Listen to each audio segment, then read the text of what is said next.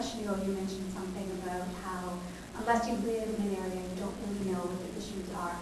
And I understand that you don't live in this ward. So I'm wondering why you chose to run here and not in the ward where you live. And then should I ask my next question? My next question is for all the candidates, and it's about sidewalks, snow clearing. Right. Specifically, very specifically, what would you push for to improve sidewalk snow clearing if you were elected? All right. Thanks for the question. That question has been asked many times before, and it was also asked to the current city councilor, Jon Galgay, who has represented this area for 16 years, who actually moved out of Ward 2 when he was quite young, and I think he did a pretty good job. I was born, raised, educated, married in Ward 2. I myself and my wife moved to the east end of St. John's a number of years ago. I don't think it would be fair to say that I don't know what's going on in Ward 2, given the fact that my family is still here. My father operated his business for over 44 years until he's dead. There are a number of city councilors now, a number of MHAs who currently represent districts that they do not live in. So it is a fair question, but given the fact that I've spent almost 29 years of my life in Ward 2 and am quite active within the community, I don't think that that would have an impact on my ability to represent the residents. So that's the response I would give to that. Sorry, you didn't answer my question about why you didn't choose to run in the ward. Because I have a closer connection to Ward 2. As I mentioned before, it's where I grew up. I spent 29 years of my life. I'm there every day. It's where my family connection, my family roots are. I'm very active within the community there. That's why I chose Ward 2. It's my home. It's where I spent my life. And you chose to go somewhere else and make somewhere else your home. Right. That's right. So we talk about affordable housing and the ability to afford homes and so on. As you know, Ward 2, there's some challenges with older homes to invest in them. My wife is from Fort Toll, Labrador, and she had been living in the East End, so that's where we decided to build a home, and I'm proud of that, and I would stand by that. About the snow clearing issue that you raised, I've stated in my brochure that I will call for a reevaluation of the distribution of resources in our winter months. We see other municipalities such as Mount Pearl who have great snow clearing operations.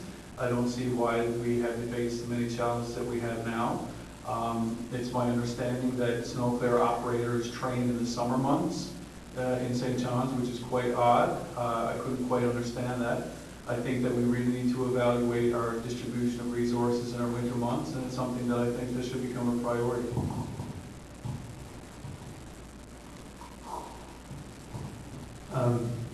I think the first thing that I would want to do with regards to snow clearing is look at the plan that's currently in place. You know, before we start investing more money in it, and the city, you know, to give them credit, has invested a lot more money in snow clearing and sidewalk snow clearing over the last few years, and it's certainly a lot better than it has been. But you know, I run year round, and I can tell you it's challenging in the winter months to go for a run and not take your life in your hands at times, because, you know, sometimes there's just nowhere to jump, you know, and it can be dangerous. But, you know, so I would like to look at how those resources are being spent and what the system and what the schedule, what the plan is, and see if, you know, there are some changes that can be made to improve it before we start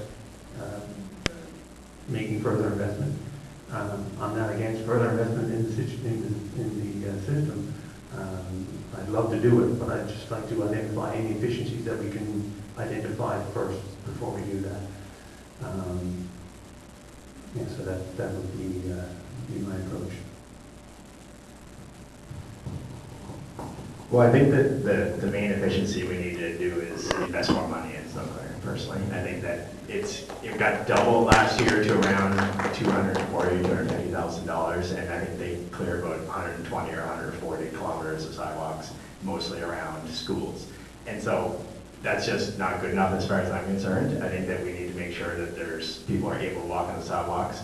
And so I think that being a pragmatist as I am, I think that we also need to combine this with introducing a bylaw like Halifax has, where basically you are responsible for clearing the snow or in front of your house, and or at least clearing a pathway. And so there are loads and loads of concerns about this in many, many streets, downtown, obviously, where you're gonna put snow and all these sorts of things. But I think that if we combine that with proper snow removal, so if people knew that there's gonna be a snow removal operation on your thing this evening, so you're allowed to stack the snow here and it's gonna be gone in the morning, then I think that would make that a lot easier for citizens to do that. Halifax has a relatively similar climate to us, and they don't seem to have any issues with enforcement on this. They haven't been giving out very many fines, from my understanding of it.